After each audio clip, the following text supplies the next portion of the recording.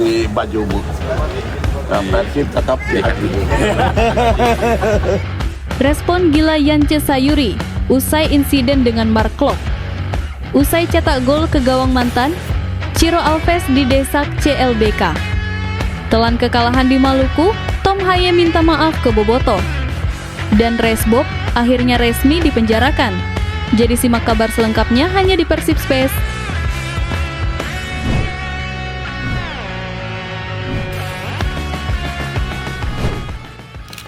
Telan kekalahan di Maluku, Tom Haye minta maaf ke Bobotoh.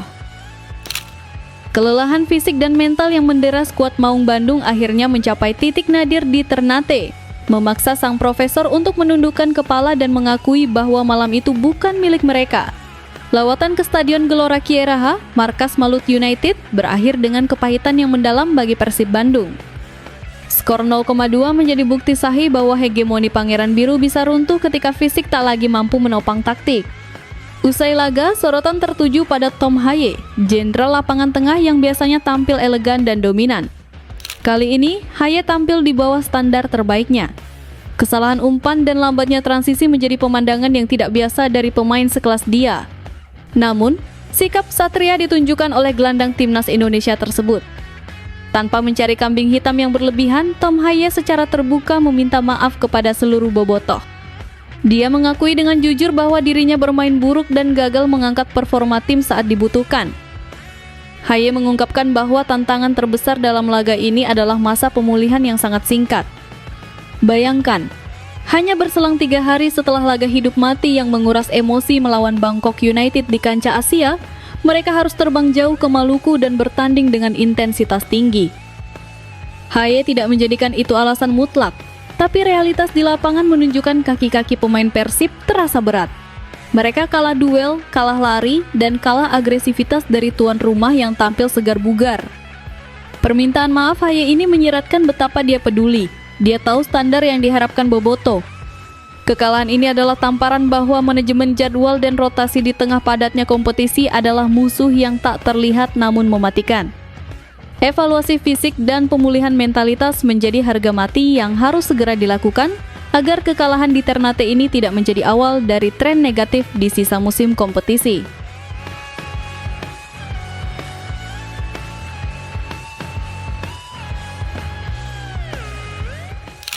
Respon gila Yance Sayuri usai insiden dengan Mark Klok.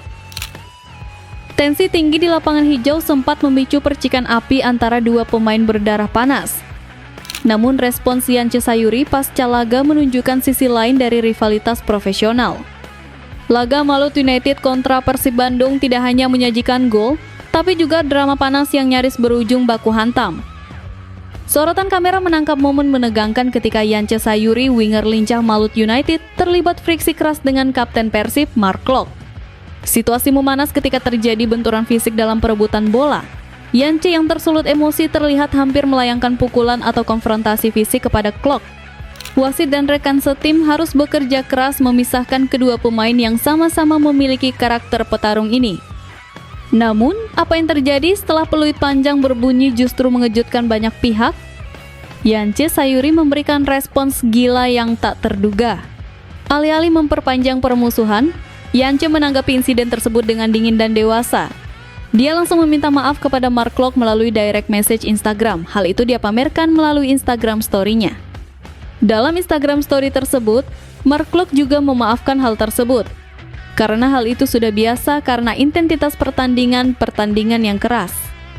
Adrenalin yang memuncak membuat emosi sesaat tak terhindarkan. Yance menegaskan tidak ada dendam pribadi terhadap Klok. Pernyataan ini meredakan ketegangan antar supporter di media sosial yang sempat goreng-menggoreng isu tersebut.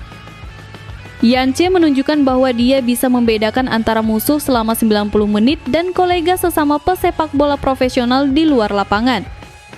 Meskipun sempat panas, kedewasaan untuk tidak membawa masalah ini keluar arena patut diapresiasi. Ini adalah bumbu penyedap liga yang menunjukkan betapa kerasnya usaha setiap pemain untuk memenangkan timnya, bahkan jika harus bersitegang dengan teman sendiri. Rivalitas panas di lapangan antara Yance dan Klok biarlah menjadi bukti bahwa semangat kompetisi di liga kita masih menyala-nyala dan menghibur.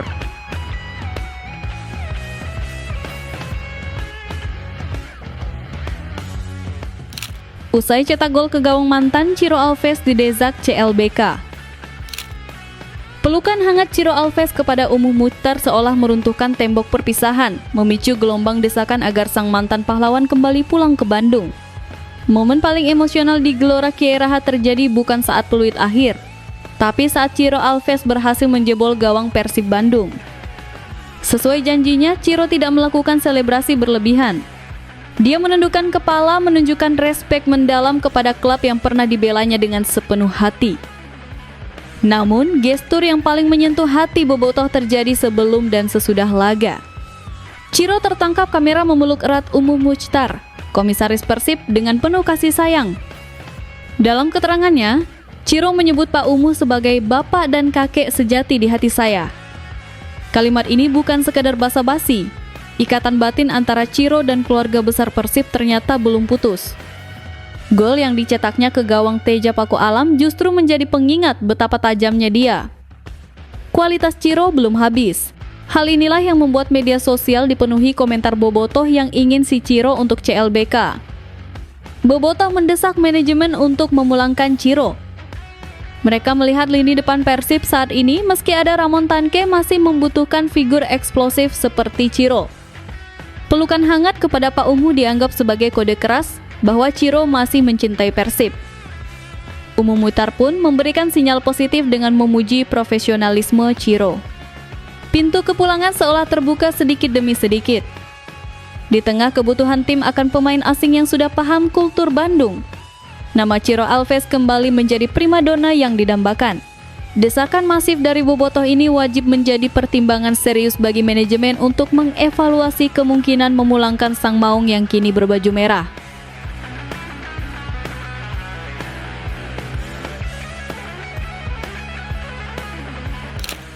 Resbob akhirnya resmi dipenjarakan. Keadilan akhirnya ditegakkan bagi warga Jawa Barat dan bobotoh, menutup lembaran hitam kasus rasisme yang sempat mencederai nilai-nilai persaudaraan dengan proses hukum yang serius. Kabar yang ditunggu-tunggu oleh jutaan bobotoh akhirnya menemui titik terang yang melegakan. Kasus ujaran kebencian yang dilakukan oleh konten kreator bernama Adimas Firdaus alias Resbob telah resmi masuk ke ranah hukum. Polda Metro Jaya mengonfirmasi telah menerima laporan dugaan tindak pidana terkait penghinaan terhadap suku Sunda dan supporter Persib Bandung.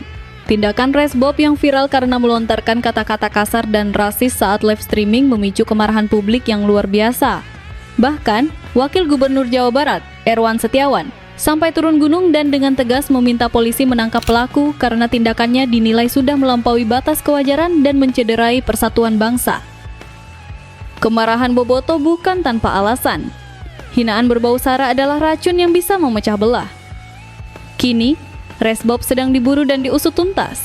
Ancaman penjara menanti di depan mata sebagai konsekuensi dari mulut yang tak dijaga. Kasus ini menjadi pelajaran mahal bagi siapa saja yang ingin mencari panggung dengan cara menghina identitas kesukuan. Bobotoh telah menunjukkan kedewasaan dengan tidak main hakim sendiri, melainkan mengawal proses hukum hingga tuntas. Penjara adalah tempat yang pantas bagi mereka yang mencoba mengoyak tenun kebangsaan dengan narasi kebencian. Kemenangan di meja hijau ini terasa lebih manis daripada kemenangan di lapangan, karena ini menyangkut harga diri dan martabat jutaan orang. Penegakan hukum yang tegas terhadap pelaku rasisme seperti Resbob ini harus menjadi momentum untuk membersihkan media sosial dan sepak bola Indonesia dari segala bentuk diskriminasi dan kebencian yang tidak beradab.